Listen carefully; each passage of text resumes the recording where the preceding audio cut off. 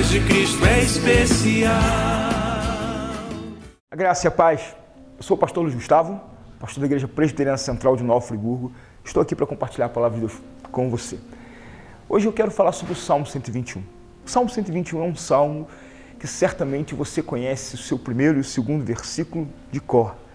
E eu tenho a plena convicção de que você talvez já tenha sido muito abençoado, edificado, porque além de ter uma expressão dentro da característica escriturística dos salmos, que são salmos poéticos, né? O livro de Salmo é todo escrito em funções de poesia. Na verdade, quase todos os salmos eram canções, eram músicas, eu não sei se você sabia disso, né? E o Salmo 121, ele fala sobre um Deus que traz socorro para a nossa vida, né? E eu acho que todo mundo, eu, você, qualquer pessoa, em algum momento da nossa vida, já precisamos de pedir socorro, né? Seja qual for a natureza do seu pedido, mas eu sei que você, por alguma razão, já pediu socorro, né? Então eu quero compartilhar com você o Salmo 121, até o verso 4. Eu quero então convidar você a fazer essa reflexão comigo. Uma breve exposição, mas que eu desejo que profundamente toque no seu coração, que profundamente abençoe a sua vida. E diz assim a palavra do Senhor: eleva os olhos para os montes, de onde me virá o socorro? O meu socorro vem do Senhor, que fez o céu e a terra. Ele não permitirá que os teus pés vacilem, não dormitará aquele que te guarda. É certo que não dormita, nem dorme o guarda de Israel. Amém? O Salmo continua até o verso 8, mas a minha reflexão ela vai ficar aqui nessa primeira parte do Salmo. Amém? Então, deixa eu compartilhar uma coisa com você. Quando você diz, eleva os meus olhos para o monte, de onde me virá o socorro, e o texto responde, né, existe aqui uma dialética posta no texto, onde o salmista ele dialoga com a sua própria consciência, ele dialoga com ele mesmo. Isso é algo muito comum, vemos isso no Salmo 42, quando o salmista pergunta: ó minha alma, por que se encontra abatida, por que te perturbas dentro de mim? E ele mesmo responde: espere em Deus, porque ainda o louvarei, o Rei meu e Deus meu. Né? Então, é uma dialética, é um estilo literário, é uma característica onde o salmista encontra uma forma de comunicar aquilo que ele quer dizer para o seu leitor, né? E aquele que ouviria a sua canção. O Salmo 121 é um salmo de romagem, um salmo de romaria. O que significa esse salmo? São salmos que eram cantados quando o povo peregrinava, né, em direção a Jerusalém para fazer o sacrifício anual. Né? O povo ia até o templo que se encontrava em Jerusalém e de longe eles iam cantando, com toda a multidão caminhando junto, canções que preparariam o coração deles para o momento que chegaria, né? O momento então tão esperado durante todo o ano do sacrifício, da entrega, né? Da expiação e também do incenso que seria queimado em favor dos pecados de todo o povo. Né? Era a cultura judaica, era aquilo que acontecia anualmente. Então, à medida que o povo ia caminhando em direção a Jerusalém, a vista que eles tinham de longe era dos montes de Jerusalém. E talvez você não saiba, a expressão Monte Sinai, o Monte Sinai, que muito se fala na palavra de Deus, é o monte onde está construída toda a cidade de Jerusalém. Ela foi edificada sobre um monte, é uma cidade fortalecida. Né? Então, de longe, as pessoas viam os montes e principalmente o Monte de Sião, onde estava a cidade santa e o Templo de Jerusalém, encravado no meio da cidade. E aquilo era para o povo motivo de alegria, era para o povo motivo de regozijo, era para todo o povo motivo de muita satisfação e esperança, porque onde estava o templo, estava o Senhor. Nós estamos falando, evidentemente, de um contexto de Antigo Testamento. No Novo Testamento, nós entendemos que nós, os cristãos, somos templo do Espírito Santo de Deus e que Ele habita em nós. Mas então, à medida que o povo ia caminhando, o povo cantava: eleva os meus olhos para os montes, de onde me vem o socorro. Então, deixa eu te explicar uma coisa. Essa expressão, talvez ela não tenha sentido nem significado para mim, para você hoje. Você não precisa na sua vida, né, ainda mais morando numa cidade como Nova Friburgo, que é a cidade que eu moro, a cidade onde eu vivo, que é uma cidade cercada de montanhas. Não adianta eu olhar para as montanhas achando que meu socorro vão vir dessas montanhas. Não é isso que o salmista está falando. Não é isso que ele está dizendo. Eu não preciso subir em morros para estar na presença de Deus. Isso interfere um pouco no sentido teológico, porque Deus ele é onipresente, Ele está em todo lugar. Se você está na sua casa, se você está no seu trabalho, o Senhor está com você. Às vezes nós criamos algumas religiosidades, né, em volta de algumas atitudes, algumas cerimônias, algumas culturas ou hábitos, achando que isso pode imponderar, né, que isso pode, de alguma maneira, favorecer a presença de Deus na nossa vida. Né? Ou como se Deus estivesse, de alguma maneira, ligado a isso, ou subir um monte ou ir em algum lugar fosse uma condição para nós termos Deus. Evidentemente que você pode estar nos montes para ter silêncio, para estar na sua solitude, para você poder estar numa presença de Deus sem a presença de ninguém, né? Eu gosto de orar nos montes pessoalmente porque eu tenho a visão da minha cidade, né? E isso me favorece na intercessão, né? Mas não que eu vá encontrar mais ou menos Deus lá. Isso é algo que tem que ser tratado na nossa mente, é algo que tem que ser tratado no nosso coração, né? Até porque Jesus fala, se você quer estar na intimidade com o Pai, entra no teu quarto e ora ao Senhor. Pois bem, é isso que acontecia com o povo. O povo ia para aquele lugar para ter contato com o Senhor. E eu olho para o contexto, o bloco onde o Salmo 121 está contido, nós temos outros salmos que estão dentro da mesma linha de entendimento. Salmos que estão dentro da mesma visão. Eles estão falando sobre o templo. E eu queria falar aqui hoje para você sobre a importância de você ir para a sua igreja. A importância de você estar indo na sua igreja, né? O texto aqui, ele diz, eleva os olhos para os montes, de onde me virá o socorro. O meu socorro vem do Senhor que criou o céu e a terra. Evidentemente que igreja, ela não pode fazer absolutamente nada por você se você não estiver muito bem conectado com o Senhor da igreja. Nós não vamos para a igreja procurando igreja, nós vamos para a igreja procurando o Senhor. E hoje existe uma tendência muito grande de pessoas acharem que não precisam de igreja. Pessoas acharem que não são carentes de igreja, que pelo contrário, a igreja é um lugar onde Deus ele é camuflado, Deus ele é soterrado pelos nossos abalos culturais, onde Deus está debaixo de um montulho de ideias e de hipocrisias. Bom, talvez isso possa até ser uma grande verdade, mas isso não desmerece o valor da igreja. Eu quero falar sobre isso com você. Aqueles homens iam para a igreja, eles iam para o templo, porque eles precisavam ter uma perspectiva objetiva de Deus. Em primeiro lugar, eu quero te dizer que a igreja, ela oferece para você uma perspectiva objetiva de Deus. Sem a igreja, Deus ele se torna um ente subjetivo. Sem a igreja, Deus ele pode ser o que você quiser, e ele não é o que você quer. Ele é o que ele é. Santo, puro, imutável, perfeito, onipresente, onisciente. Todos os atributos comunicáveis e incomunicáveis de Deus, eles estão revelados nele. E ele revela isso para a igreja através da sua palavra. É a palavra de Deus que nos revela os atributos dele.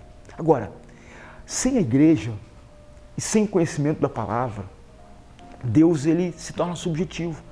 Ele se torna um ente que flutua e fica vulnerável às nossas perspectivas pessoais, às nossas cosmovisões pessoais, aquilo que eu quero, aquilo que eu desejo. E eu posso manuseá-lo, né, para onde eu quiser, para onde eu bem entender. E assim eu vou transformando Deus em um objeto meu, né, que eu componho da maneira que eu quero. Sabe por que isso acontece? Porque você tem, evidentemente, a Bíblia na sua casa, né? Um dos principais pontos reivindicados na Reforma Protestante, já falei isso aqui uma outra vez, foi o sacerdócio universal do crente. O direito que nós temos de chegar na presença de Deus sem que seja necessária nenhuma intercessão de homens, de igrejas ou de instituição. Você pode chegar diante de Deus do jeito que você está, do jeito que você é. Mas o problema é que o pecado habita em nós. O problema é que nós somos vulneráveis ao pecado. E você na sua casa, você vai ouvir a palavra de Deus. Você na sua casa, você pode até ler a palavra de Deus, mas normalmente você não vai buscar textos que confrontem o seu pecado. Isso aqui não é uma regra, isso aqui é uma tendência. Você não vai buscar textos que confrontem você. Você não vai buscar palavras que chamem atenção para o seu pecado, que batam em você, que confrontam você. Porque, na verdade, hoje, nem nas igrejas nós não estamos ouvindo pregação assim, né? Nem nos cultos nós estamos vendo uma palavra que nos chame para a consciência da função do Espírito Santo, que é convencer o homem do pecado, da justiça e do juízo. Nós não temos buscado palavras nesse sentido. E aí nós estamos nos transformando em monstros, porque temos nos moldado a nós mesmos, temos nos moldado a partir das nossas próprias vontades e interações. Mais do que isso, como disse o próprio Nietzsche, temos criado ou recriado Deus à nossa imagem e semelhança. Isso é terrível. Na igreja, nós podemos vivenciar os frutos do Espírito. Sabe, perceba uma coisa. Quando Paulo faz uma lista sobre os frutos do Espírito Santo na nossa vida, todos os frutos estão relacionados a problemas. Por exemplo, domínio próprio. Como é que você vai saber se você tem domínio próprio? Quando você estiver numa situação que você tem que expor domínio próprio. Onde você tenha que ser submetido a uma pressão, a uma tensão, e você tem uma tendência a se descontrolar, mas o Espírito Santo age em você e traz para você o domínio da sua própria vida, bondade. Para quem você vai ser bom se não tem para quem você ser bom? Para que ter bondade se você está sozinho, se você não convive com ninguém? Longanimidade, paciência. Para que serve o dom da paciência se não tem ninguém aborrecendo você ou irritando você? Amor. O fruto maior do Espírito. Como é que você vai ter amor se você não tem quem amar? Vai amar seus filhos? Amar sua esposa? Jesus diz que não tem muita virtude nisso. Né? Amar quem te ama? Será que isso é cristianismo? Amar aqueles que eu determino que eu quero amar? Será que isso é consoante com o Evangelho de Jesus? Ou com o Evangelho desses dias? Então, sabe, a igreja é um lugar imperfeito, imperfeitíssimo. A igreja, quando você diz que tem gente hipócrita, tem mesmo. Inclusive eu, talvez você.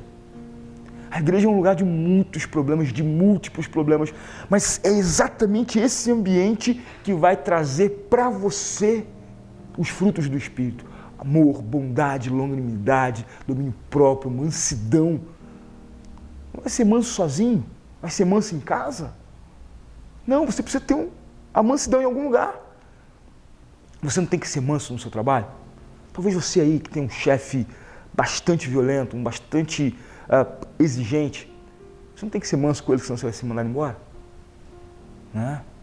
Mas aonde você pode ser manso com as pessoas sem que você esteja com uma faca apontada para você?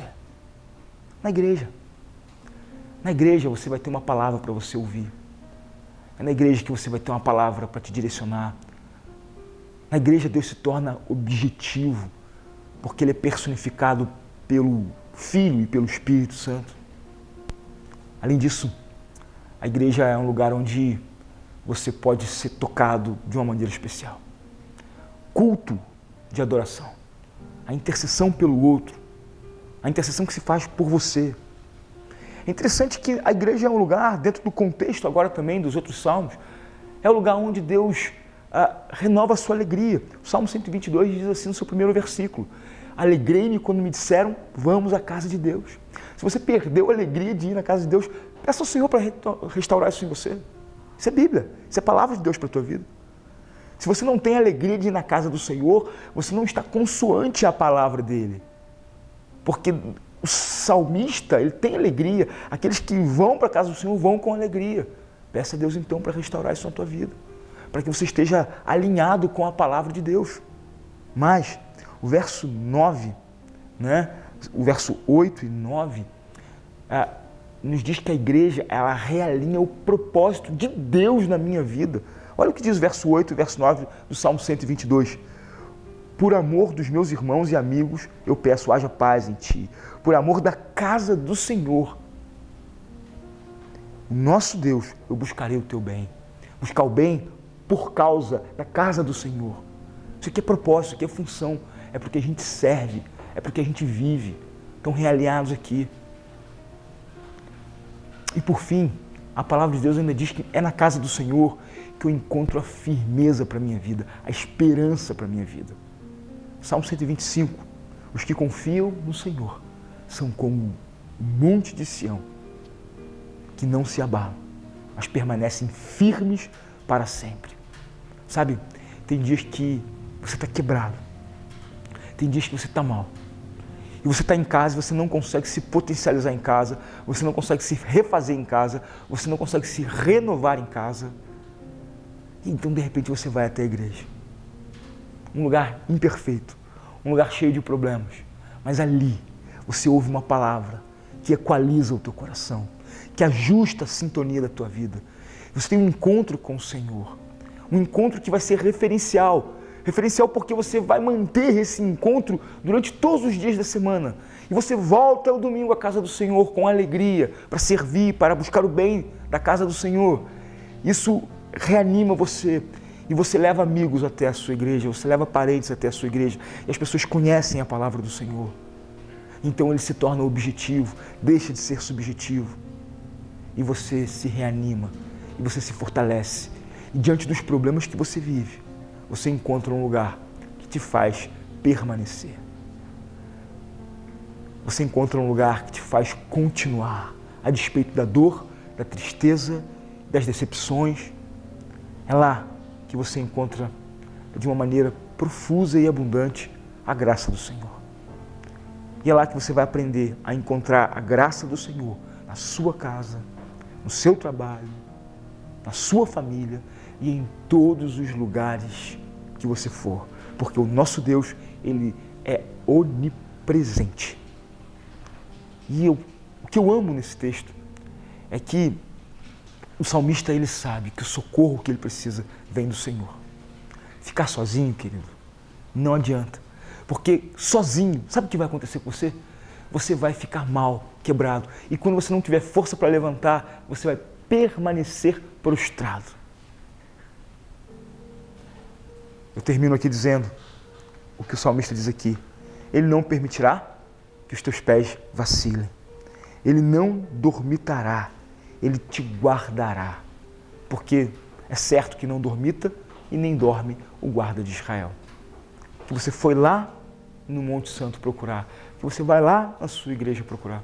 Então, querido, eu quero dizer uma coisa para você.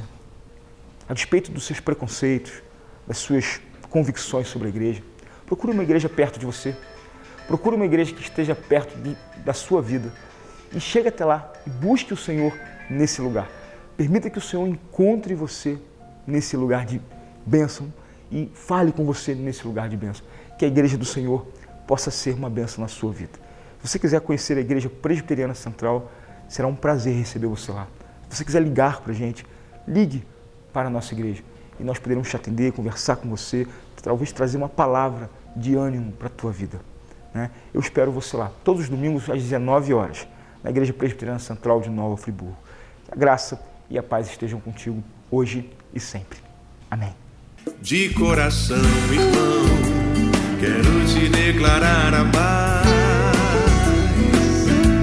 que vem de Jesus, que vale muito, muito mais do que ouro ou outro metal, mais do que tudo, a paz de Cristo é especial.